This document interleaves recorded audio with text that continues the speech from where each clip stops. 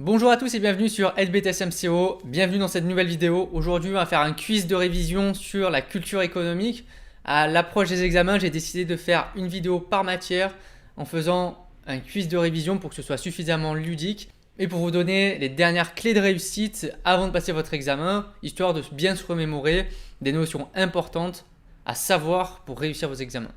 Si ça vous intéresse, en description, le premier lien que vous avez vous permet d'avoir accès à mon programme de 600 fiches de révision pour réviser rapidement et efficacement juste avant les examens. Allez, c'est parti, on commence tout de suite par la première question.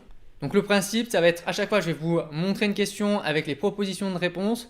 Je vous laisserai quelques secondes pour répondre dans votre tête et ensuite on fait un petit débrief avec la correction évidemment et puis quelques conseils supplémentaires pour vous expliquer pourquoi est-ce qu'on va répondre ce type de réponse.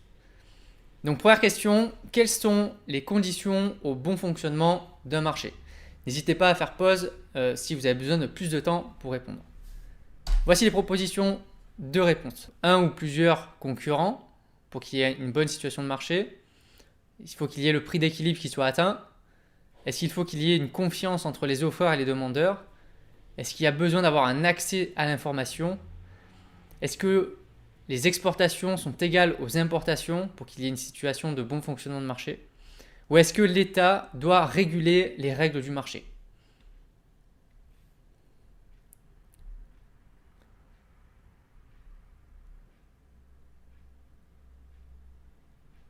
Pensez à faire pause si vous avez besoin de plus de temps. Donc on va voir tout de suite les réponses. Donc il y a 3 réponses valables principalement.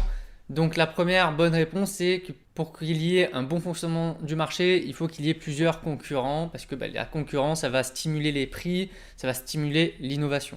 Après, il faut qu'il y ait une confiance entre les offreurs et les demandeurs. S'il n'y a pas de confiance entre deux parties, le demandeur, lui, va pas vouloir payer à une personne dont il connaît aucune information, ou c'est un peu bizarre, un peu louche. Et pareil, un offreur, il va pas vendre à un demandeur qui n'est pas susceptible de le payer, tout simplement. Donc s'il n'y a pas de confiance, de lien de confiance créé, il ne peut pas avoir d'échange. Et il faut qu'il y ait un accès à l'information, ce qui s'appelle l'asymétrie de l'information. C'est le principe de transparence, c'est pour ça qu'il y a pour les véhicules par exemple le diagnostic qui sont obligatoires comme le contrôle technique pour assurer la transparence quand il y a un acheteur qui va acheter un nouveau véhicule, mais il y a aussi l'accès à l'information, ce sont sur l'identification bien sûr des vendeurs, des offreurs, mais aussi la fiabilité de la description du produit avec les fiches techniques, etc. Donc tout ça, c'est de l'accès à l'information pour faciliter l'échange. Deuxième question, quand est-ce que le prix d'équilibre est atteint en économie? Lorsque l'offre est supérieure à la demande, lorsque la demande est supérieure à l'offre, lorsque l'offre est inférieure à la demande, lorsque l'offre est égale à la demande, ou est-ce que c'est lorsque la demande est inférieure à l'offre?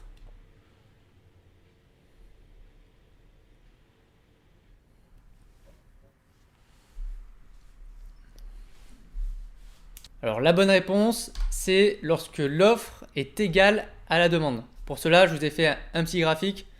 Donc ça, c'est le prix d'équilibre.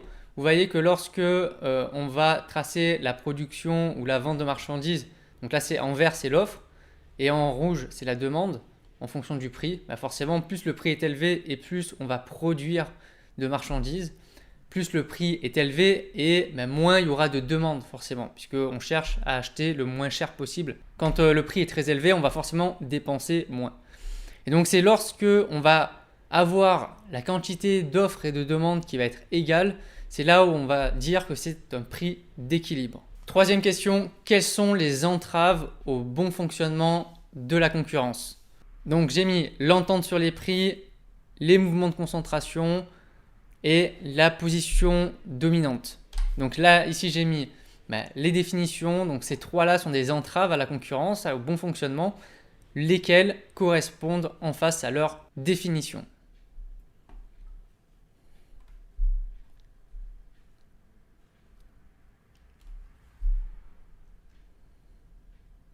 On va regarder tout de suite. Alors, on va commencer par l'entente sur les prix. Donc l'entente sur les prix, vous voyez, on suit la flèche, c'est se concerter avec ses concurrents. C'est-à-dire qu'on va se réunir avec nos principaux concurrents et puis on va établir un prix commun. Comme ça évitera de tirer les prix vers le bas. Parce que plus il y a de concurrence et plus souvent on va tirer les prix vers le bas pour réussir à avoir un maximum de personnes. Et là, le fait de s'entendre sur les prix, donc de se réunir et se trouver un prix d'entente, c'est complètement interdit parce que justement, c'est une entrave à la bonne concurrence. Ensuite, les mouvements de concentration, ça consiste à racheter toutes les nouvelles formes de concurrence. Donc par exemple, vous êtes une grande entreprise spécialisée dans les nouvelles technologies. Là, vous avez une nouvelle entreprise, une start-up qui vient d'être créée et qui propose un nouveau service innovant et qui pourrait potentiellement vous faire concurrence. Vous, comme vous avez beaucoup de fonds, vous allez ce qu'on appelle racheter l'entreprise adverse. Comme ça, vous êtes sûr qu'il n'y a plus de concurrence. Ça, c'est complètement interdit. Et pour éviter les situations de monopole, les mouvements de concentration sont très réglementés et l'autorité de la concurrence notamment va vérifier qu'il n'y ait pas cette situation-là. Et enfin, l'abus de position dominante, c'est le fait de faire du chantage pour obtenir un certain avantage auprès d'une autre entreprise. Donc par exemple, d'un côté, vous avez une grande entreprise et de l'autre, un petit commerçant indépendant. Cette grande entreprise peut profiter de son statut dominant car elle possède un marché énorme en vous faisant du chantage auprès d'un petit producteur. Ça se fait beaucoup malheureusement en grande distribution alimentaire où les grands supermarchés, les grandes enseignes, elles vont abuser de leur position dominante auprès des petits producteurs pour obtenir un tarif avantageux. Tout ça en mettant en avant qu'ils vendent à énormément de personnes. Donc ça, c'est très régulé, c'est normalement interdit. Quatrième question, quelle est la définition de la croissance économique? Est-ce qu'il s'agit d'une augmentation du solde de transactions courantes? Est-ce qu'il s'agit d'une augmentation du produit intérieur brut? Est-ce qu'il s'agit d'une augmentation des bénéfices réalisés par l'État? Ou est-ce qu'il s'agit d'une augmentation du niveau de vie?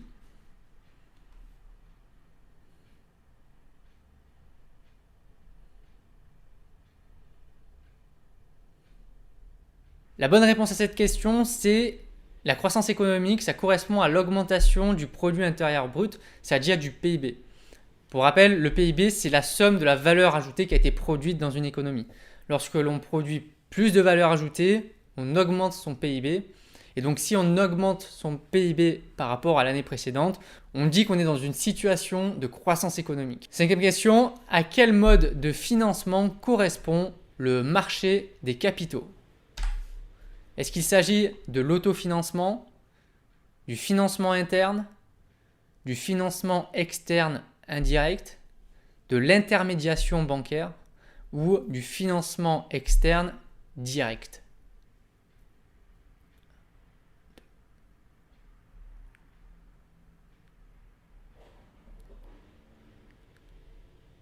Alors là, ce n'est pas forcément une question très facile, il faut avoir en tête tous ces schémas de financement des entreprises. Il existe plein de manières différentes. Alors le marché des capitaux, c'est le financement externe direct. Alors l'autofinancement, c'est quand on va financer par nos propres fonds. Donc forcément, quand on va sur le marché des capitaux, vous voyez, on a accès au marché monétaire et au marché financier. Donc marché financier, c'est là où vous allez acheter notamment les actions et les obligations. Donc ce n'est pas de l'autofinancement puisque ces fonds-là ne vous appartiennent pas vraiment. Le financement interne, c'est de l'autofinancement tout simplement. C'est un autre terme où on va financer nos investissements par nos propres ressources. Le financement externe indirect, c'est quand on va faire appel aux banques, donc à l'intermédiation bancaire. Et le financement externe direct, c'est quand on fait appel au marché des capitaux. Question numéro 6. Quelles sont les variables conjoncturelles d'une économie? Donc le taux de chômage, le niveau d'éducation, le niveau d'inflation, le solde des transactions courantes, le niveau de vie de la population, la recherche et l'innovation ou le taux de croissance du PIB. Donc il y en a 4, je vous laisse choisir parmi cette liste-là.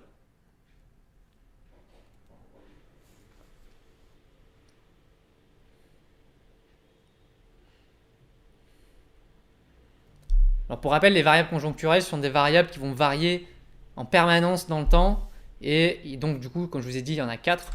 Il y a le taux de chômage, donc l'emploi dans l'économie. Il y a le niveau des prix, donc le niveau d'inflation. Le solde des transactions courantes, donc entre les exportations et les importations. Et enfin, il y a le taux de croissance du PIB, donc autrement dit, la croissance, l'augmentation de la valeur ajoutée qui a été produite. Septième question, quels sont les différents rôles d'une monnaie dans une économie? Est-ce que c'est de mesurer la valeur des biens, faire du troc, faire de la spéculation, épargner en repoussant l'achat à demain, éviter la double coïncidence des besoins ou faciliter les échanges. Bien entendu, il y a plusieurs réponses qui sont bonnes à l'intérieur.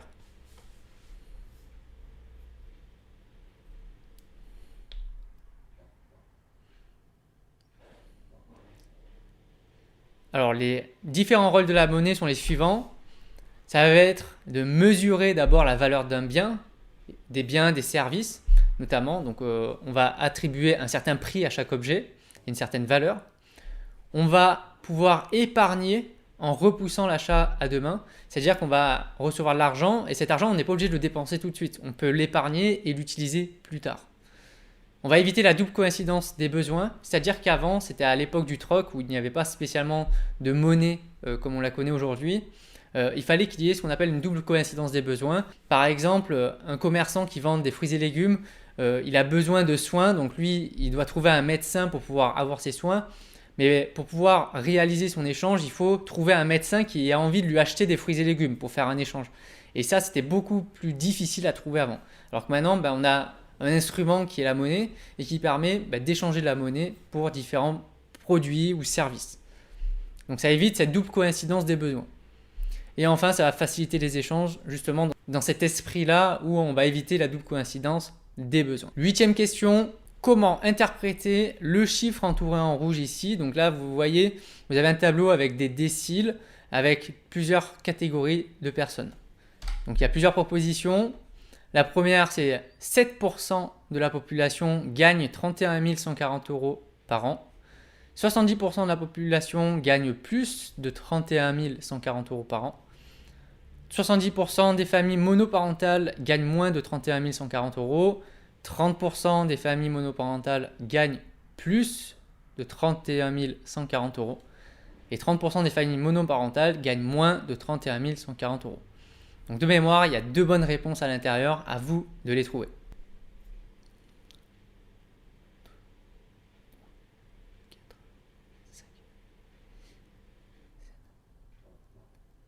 Donc on va voir les bonnes réponses. Donc ce sont celles-ci. Donc 70% des familles monoparentales gagnent moins de 31 140 € et 30% gagnent plus de 31 140 €. Alors comment expliquer ce tableau? Alors vous voyez, c'est un tableau où il y a des déciles, donc premier décile jusqu'au 9e décile. Un décile, c'est 10% en fait. Donc là, on est à 10%, là, on est à 20%. Donc si on se met au 7e décile, déjà, on est à 70%. Donc ça, c'est la première analyse à avoir. Donc ça veut dire qu'il y a 70% des personnes qui touchent moins que le montant qui est inscrit dans la case. Et donc, naturellement, s'il y a 70% qui gagnent moins, il y a 30% qui gagnent plus. Et donc après, ce qu'il faut faire attention, c'est qu'il faut bien regarder l'échantillon qui est utilisé. Là, ce n'est pas toute la population. Vous voyez, elle est divisée en plusieurs types de ménages. Donc là, c'est juste des extraits. Il y avait d'autres types de ménages aussi à côté. Il y a les personnes seules, les familles monoparentales, les couples sans enfants, les couples avec enfants, et puis il y a d'autres situations, bien entendu. Si on se place dans cette case, donc 31 140 €, on voit que c'est au 7e décile, et on voit que c'est les familles monoparentales. Donc déjà, toute la partie sur les populations, on peut éliminer, puisqu'on va se concentrer uniquement sur les familles monoparentales. Ensuite, on va interpréter notre décile. Donc 7e décile, ça veut dire qu'il y a 70% des familles monoparentales qui vont gagner moins que cette somme-là. Et il y a naturellement 30% des familles qui gagnent plus. Donc c'est comme ça qu'on interprète. Si je me place par exemple ici au 3e décile pour les personnes seules, ça veut dire qu'il y a 30% qui gagnent moins que 14 940 €, donc des personnes seules, et il y a 70% des personnes seules qui gagnent plus que 14 940 €. Allez, c'est parti, on passe à la question suivante. Question numéro 9, comment calculer le solde de transactions courantes? Les importations moins les exportations moins les importations, les exportations moins les importations plus la TVA, les ventes moins les achats, la valeur ajoutée moins les exportations ou la valeur ajoutée moins les importations.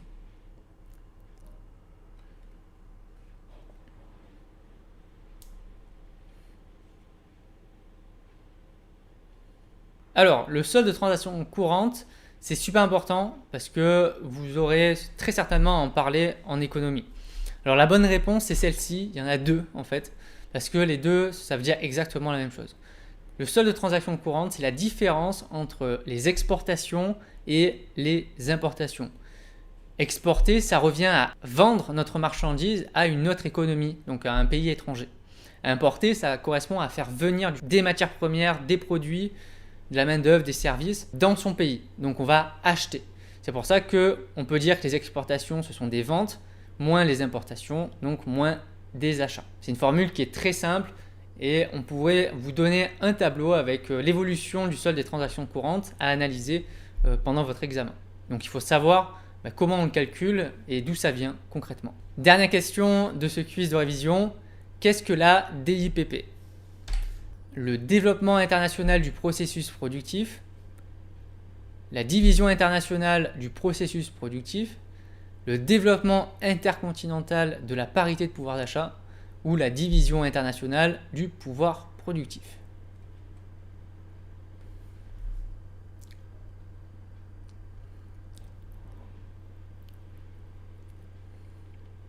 Alors la DIPP, c'est la division internationale du processus productif. En quoi ça consiste? C'est le fait aujourd'hui de construire, par exemple, on va construire un hélicoptère et on va commander des pièces dans différents pays en fonction de la spécialisation du pays, parce que chaque pays est spécialisé dans certaines pièces ou certaines productions. Donc on va faire des économies en allant acheter des pièces de partout dans le monde. Donc on va diviser justement le processus productif en plein d'étapes qui viennent du monde entier, de plein de pays différents. Ça, ses avantages, c'est que ça va permettre de réduire les coûts, évidemment. Après, ça a des inconvénients, c'est qu'on devient dépendant de plein de pays différents. On arrive à la fin de cette vidéo, de ce quiz de révision. J'espère que ça vous a plu. N'hésitez pas à aller voir prochainement sur la chaîne toutes les prochaines vidéos sur les autres matières générales ou professionnelles que vous allez devoir passer à l'examen en BTS. Donc, c'est super important d'avoir en tête des notions qui sont intéressantes à bien connaître et à savoir d'où est-ce que ça vient. N'oubliez pas qu'en description, vous avez un lien vers mes propres fiches de révision. Et puis on se retrouve très vite pour une nouvelle vidéo. Allez, à bientôt, bye!